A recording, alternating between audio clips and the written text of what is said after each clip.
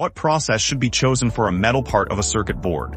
For small batches, we use laser cutting or metal bending. These methods are flexible and deliver high precision. But once we move into mass production, the answer is clear: high-speed stamping.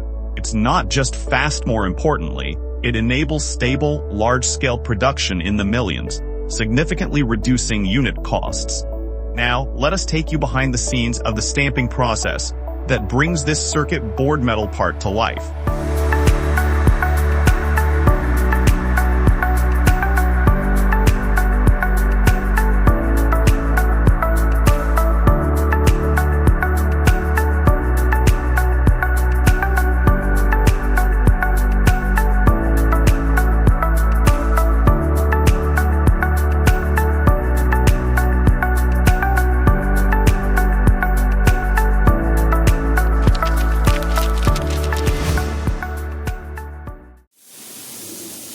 What you see now is the continuous stamping die we tailor for our customers.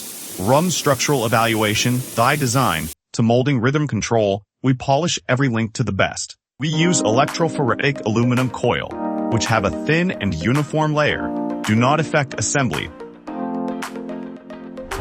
in order to maximize the advantages of materials. Supporting dies and stamping equipment are also crucial. We will match the most suitable stamping equipment according to the structural shape, dimensional accuracy, and output requirements of metal parts to ensure the efficiency and stability of the entire production process. For example, this circuit board metal part uses a 200-ton punching machine to meet its high standards in forming accuracy and material ductility.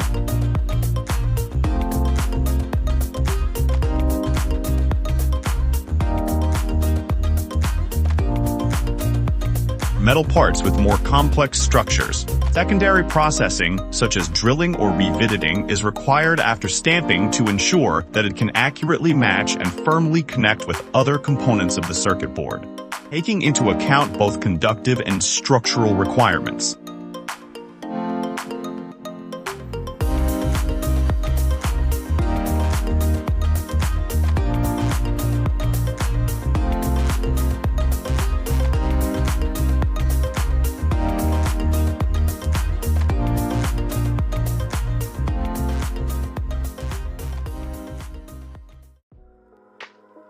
After completing all processing and inspection, we will provide customized packaging solutions according to the different requirements of customers. From drawings to finished products, choosing the right manufacturing partner means choosing stability and success.